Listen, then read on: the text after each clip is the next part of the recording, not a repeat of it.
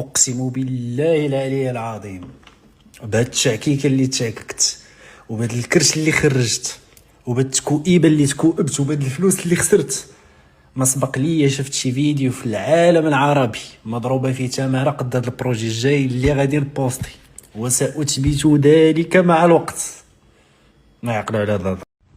سبق ليا قلت هاد الهضره هادي وغادي نعاودها. انا راه جو حطاب نتبعو ملي كانت عندو تقريبا 500 واحد الفيديو واقيلا كان جا فيه المغرب شفشاون من تما كان طلع ليا وشفتو وعرفتو سبيسيال قلت هذا عنده البوتونسيال ديالي فرقعه وكان عندي الحق ومازال نتبعو لدابا كنتفرج فيه ومازال كنشوفو باللي غادي يبقى احسن صانع محتوى في العالم العربي مازال واحد المود لحقاش عنده شي حوايج ما كاينينش عند وحدين اخرين.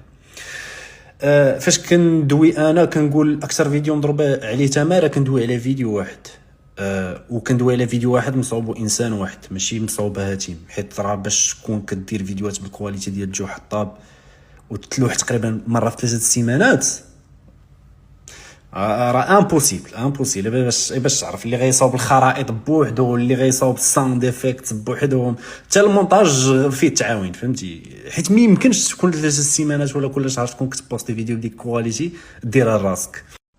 نسيت نحط الميساج في ستوري اللي فاتت.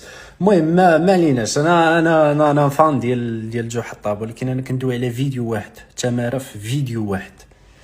الجهد اللي محطوط في فيديو واحد كنامن من الاعماق ديالي حيت انا راه دابا عام وانا كنمونطي فيه نورمالمون راه خص يكون طلع ليا في راسي الحاجه اللي كنحس بها بصح ولكن فاش كنشوفها بفيزيون ديال يلاه شفت يوتيوبر دار هكا اول مره كنامن من الاعماق ديالي انه ما كاينش شي فيديو مضروبه فيه تماره في العالم العربي كامل بحال هذا اللي غادي نحطو الجاي.